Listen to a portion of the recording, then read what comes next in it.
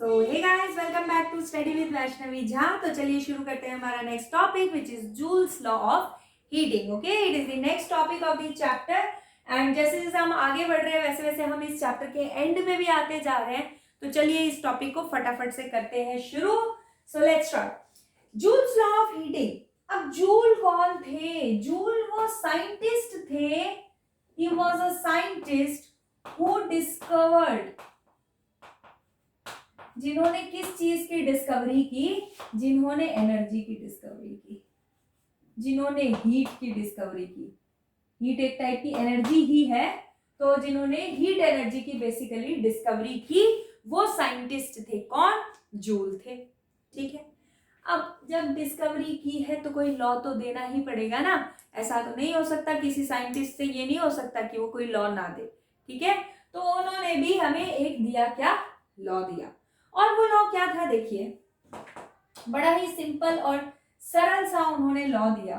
According two joule, अब मैं आपको बताती हूँ, आप चाहे तो इस बात को कितनी भी लंबी भाषा में लिख दीजिए, ये पेपर में आता है। पहली इंपॉर्टेंट चीज तो मैं बताना ही भूल गई, ये पेपर में आता है।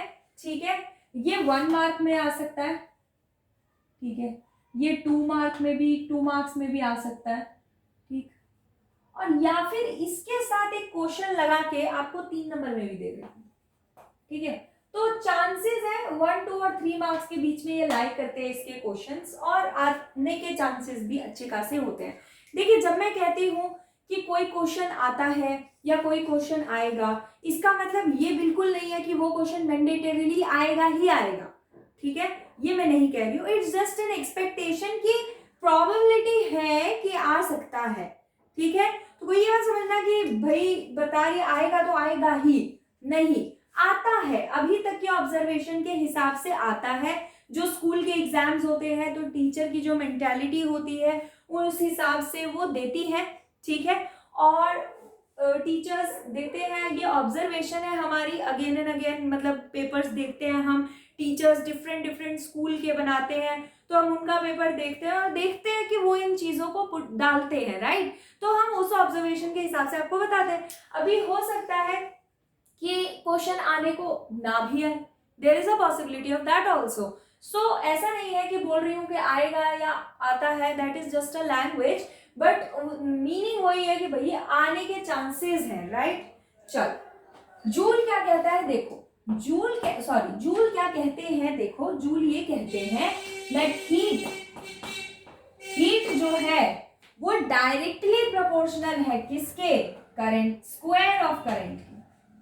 किसके? स्क्वायर ऑफ करंट के। कि जितना डायरेक्टली प्रोपोर्शनल का मतलब आप लोग को याद है, एक वैल्यू बढ़ेगी तो दूसरी भी बढ़ेगी, वही होता है डायरेक्टली प्रोपोर्शनल।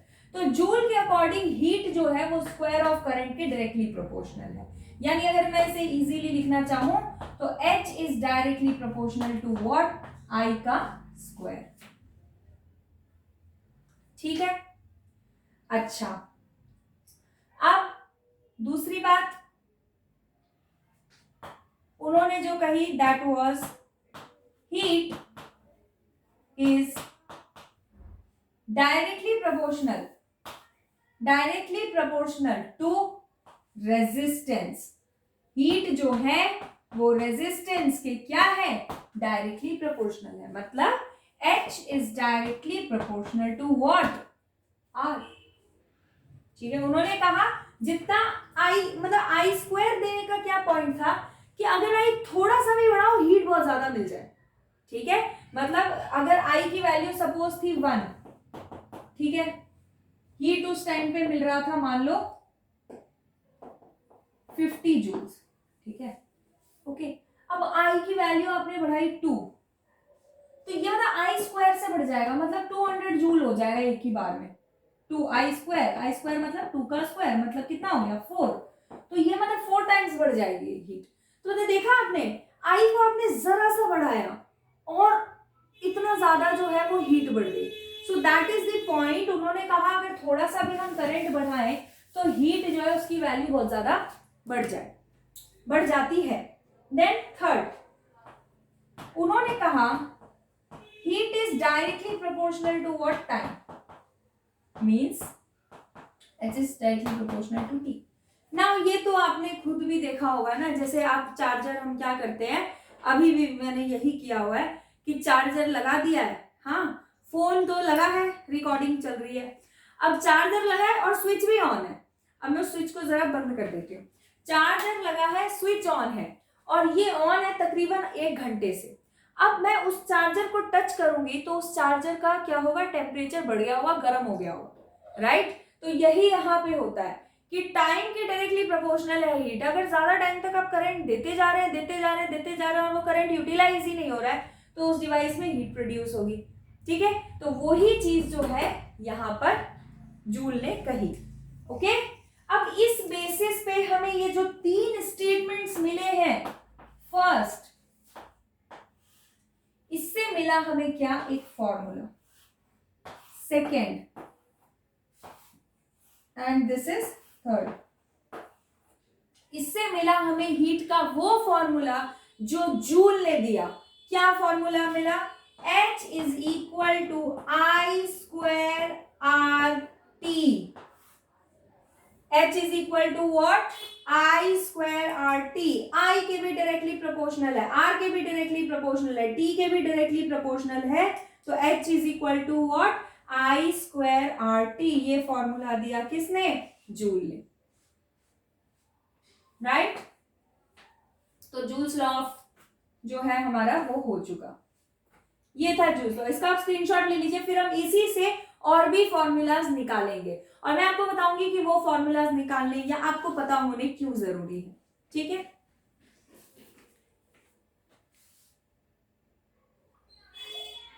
तो चलिए देखते हैं अदर फॉर्मूलाज, ठीक है। जो हमने अभी तक फॉर्मूला पढ़ा वो क्या पढ़ा था, अभी हम देखेंगे अदर फॉर्मूलाज,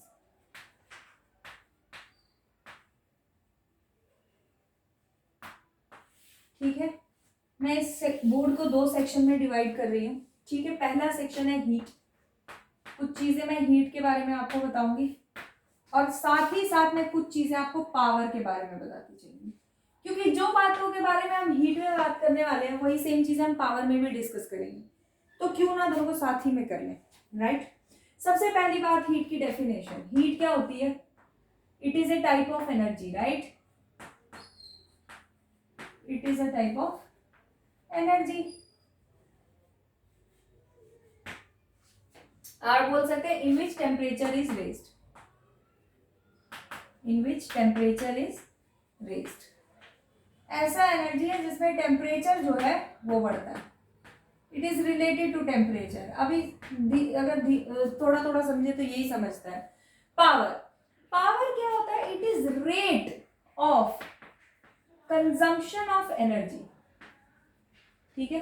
कितनी एनर्जी कंज्यूम हो रही है, rate of consumption of what, energy. कितनी एनर्जी कंज्यूम हो रही है वो बताता है पावर। मैंने, अगर आपको याद हो, मैंने आपको स्टार्टिंग में जब ही पढ़ाया था करंट, है ना, इलेक्ट्रिक करंट वाला लेक्चर था, आई थिंक 2nd लेक्चर था, उसमें जब मैंने आपको बताया था वहां मैंने आपको इस रेट का मतलब बताया था। क्या बताया था, डिवाइड बाय टाइम, ठीक। तो चलिए पहले यहां से बात करते हैं। यहाँ पे जूल ने जो रूल दिया उसके according H is equal to what, I square R T. और जो पावर की डेफिनेशन हमें जो बता रही है वो क्या है, power is equal to what, power को हम P से रिप्रेजेंट करते हैं, ओके। ऐसा यूनिट की भी बातें करेंगे अभी। P is equal to what, it is, अब देखो हीट के लिए आप कौन सी एनर्जी यूज करें, कौन सा लेटर यूज करें, H, right, and it is what, rate means divide by time, and what is divide by time, energy, so H upon T, correct। Heat हमें जूल ने बता दिया, I स्क्वायर आर टी। अब power की तो definition से ही हमें पता चल गया, रेट बाय टी, और किसका रेट, एनर्जी का रेट, यानी H बाय टी, ठीक है। चलो हो गई बात, बढ़िया। अब आते हैं अदर फॉर्मूलाज पे, जो हम इन दोनों के फॉर्मूलाज निकाल सकते हैं, है ना। अदर फॉर्मूलाज डिस्कस करते हैं। देखिए पहले की बात करते हैं, हम सबसे पहले फॉर्मूले की बात करेंगे। पहला फॉर्मूला ये था, हमें पता है ओम्स लॉ, क्या पता है? Ohm's law. क्या होता है ओम्स लॉ?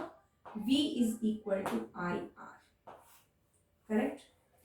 इसी से हम I का भी वैल्यू निकाल सकते हैं, R का भी निकाल सकते हैं। तो चलिए पहले I की वैल्यू निकालते हैं। I की वैल्यू अगर हम निकालेंगे, I वहीं छोड़ देंगे, V अपॉन R, यही आएगा। चलिए इस V बाय R को यहाँ वैल्यू पुट करते हैं। H is equal to I की जगह रखेंगे V by R। Okay, so V upon R का स्क्वायर, क्योंकि I का स्क्वायर है, R T। इसको थोड़ा सा आप लिख लीजिए सॉल्व करके, V square bye R square into R into T. क्या ये R से R कट गया? कितना हो गया? V square bye R T. ये मिला हमें हीट का दूसरा फॉर्मूला। क्या मिला हमें? हीट का दूसरा फॉर्मूला। चलिए अब आते हैं पावर पे। ठीक है, पावर के अदर फॉर्मूलाज की बात करते हैं। पावर है heat upon time. Correct. Heat हमने क्या निकाला है? सबसे पहले हमने हीट निकाला था आई स्क्वायर आर टी। तो चलिए आई स्क्वायर आर टी लिख देते हैं हीट की जगह, I square R T upon T. T से टी गया कट, क्या मिल गई? पावर का हमें क्या फॉर्मूला मिल गया? आई स्क्वायर आर। राइट, यही फॉर्मूला मिला है। कोई दिक्कत इसमें? अब सिमिलरली पावर का हमको दूसरा फॉर्मूला भी मिल जाएगा, v square by R into T is the formula for heat. Let's put it. h की जगह पे ये फॉर्मूला रख देते हैं, v square by R into T upon में भी था t, t से t गया कट, कितनी वैल्यू आ गई पावर की? v square upon r, isn't it? आई है ना? अच्छा, अब आते हैं हम इसके दूसरे फॉर्मूले पे। अब यहाँ पे देखो, R की जगह पे भी तो हम ये जो ओम्स लॉ है इसमें R की वैल्यू भी निकाल सकते हैं। R की वैल्यू निकालेंगे तो कितनी आएगी? V अपॉन आई आएगी। चलो भाई पुट कर देते हैं। H is equal to I square था, आई स्क्वायर रहने देंगे, R की जगह हमने निकाला V बाय आई। तो चलिए R की जगह V बाय आई रख देते हैं और यहाँ रख देते हैं T। I से I गया कट, H की वैल्यू आ गई V I T। This is the third formula for heat. And in case of power हमें तीसरा फॉर्मूला मिला हीट का। चलो भैया इसको कर देते हैं यहाँ put. Power is equal to V I T upon T, T से T कैंसल, पावर की वैल्यू क्या आ गई? V इंटू आई। आई या नहीं आई? आ गई ना? तो ये है हमारा हीट और ये रही पावर। अब आप जरा थोड़ा ध्यान दीजिए, I square R T, I square R, V square by R T, V square by R, V I T, V I. यानी कि क्या? यानी कि ये कि टाइम पावर के फॉर्मूले में नहीं रहता है। हीट के जितने फॉर्मूले सब में से टी हटा दो, पावर का फॉर्मूला निकल जाएगा। Right? If we remove time from each and every formula for heat, then power will be, then we will be able to take out the value of power. If we divide T, right, if we divide the value of heat by T, then we will get what? We will get the formula for power. So that is what we want to calculate, right? तो ये हमें मिला heat और power की different formulas. अब मैं आपको बताती हूँ ये फॉर्मूलाज इंपॉर्टेंट क्यों है। भाई होता क्या है, क्वेश्चन में कई बार क्या रहेगा, आपको I दिया रहेगा, आपको R दिया रहेगा, आपको T दिया रहेगा, हीट निकालने को बोलेगा, तो I पता है, R पता है, T पता है, हीट निकल जाएगा, कोई समस्या वाली बात नहीं है। आते हैं दूसरे फॉर्मूले पे। कई बार क्वेश्चन में आपको V दिया रहेगा, आपको R दिया रहेगा, आपको T दिया रहेगा। अब एक बच्चा है जिसे नहीं पता ये फॉर्मूले, ठीक है, ये उसे पता ही नहीं है क्या करना है, उसे बस एक फॉर्मूला पता है आई स्क्वायर आर टी। वो क्या करेगा? उसकी अप्रोच होगी कि पहले वो V और R को यूज करके, ओम्स लॉ यूज करके I निकालेगा। जब उसकी I की वैल्यू आएगी तब वो आई स्क्वायर आर टी में पुट करेगा। समझ रहे हो बात को? और जो दूसरा बच्चा है जिसे पता है कि ये फॉर्मूला है, उसकी अप्रोच क्या होगी? उसकी अप्रोच होगी डायरेक्ट फॉर्मूला लिख के वैल्यू पुट करेगा, बात खत्म। अब दोनों बच्चों के अप्रोच में दिक्कत क्या है? पहले बच्चे के अप्रोच में प्रॉब्लम ये है, बेचारे को कैलकुलेशन बड़ी करनी पड़ेगी, मेहनत ज्यादा करनी पड़ेगी, नंबर उसको भी उतने ही मिलेंगे जितने दूसरे बच्चे को मिलेंगे। सो सजेशन मेरा है, चॉइस आपकी है, आपको जो मेथड ठीक लगता है आप वो यूज कर सकते हैं। अब चाहे तो ओम्स लॉ से निकाल लो जो भी तीसरी वैल्यू डिमांडेड है। अगर क्वेश्चन में आर नहीं गिवन, वी गिवन है, तो जो बच्चे को पता है कि ये फॉर्मूला होता है वो डायरेक्ट वी आई टी लगाएगा। जिसे नहीं पता वो आई और आर लगा के पहले वी निकालेगा ओम्स लॉ से, फिर उसके बाद उस वी को पुट करके वो आंसर। मतलब कहने का मतलब ये है कि उसको ये चाहिए या राइट, उसको इसके लिए बहुत कैलकुलेशन करनी पड़ेगी तब जाके वो यहां तक पहुंचेगा। तो जो भी आपको ठीक लगे आप वो मेथड यूज कर सकते हैं। Okay, now coming to power, right. Power का भी यही है, अगर आपको एक फॉर्मूला पता है तो आपको उस फॉर्मूला को निकालने के लिए बहुत सारी कैलकुलेशन करनी पड़ सकती है, ओम्स लॉ लगाना पड़ेगा, ये सब। बट अगर आपको सारे फॉर्मूले पता है तो बहुत ही बढ़िया बात है, आपको कैलकुलेशन कम करनी पड़ेगी। अब एक बड़ा ही इंपॉर्टेंट पॉइंट डिस्कस करना है, मैं कर लेती हूँ डिस्कस। इसकी एसआई यूनिट होती है जूल, ठीक है, इसकी एसआई यूनिट होती है जूल, जिसको हम जे से भी रिप्रेजेंट करते हैं। और इसकी जो एसआई यूनिट होती है, इसकी एसआई यूनिट होती है what, WATT what. He was also a scientist, what और W से इसको रिप्रेजेंट करते हैं। सो या this is it, this is all about formulas of heat, power, and also we did the formulas of power at the same time, right? इसका आप screenshot ले लीजिए।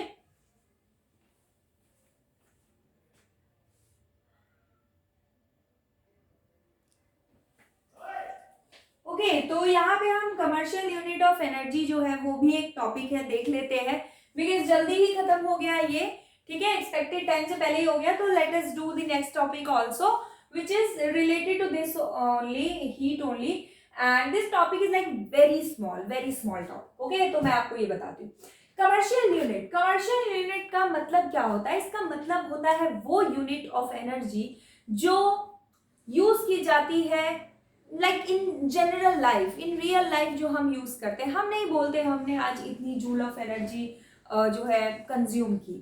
हम हमेशा किस में बात करते हैं? आपका जो इलेक्ट्रिसिटी बिल्स आते हैं मीटर रीडिंग के लिए जो आते हैं, वो किस में बात करते हैं, किस टर्म में बात करते हैं? They don't talk in terms of joule. वो जूल जो है उस टर्म में बात नहीं करते हैं, वो करते हैं किलो वॉट आवर में।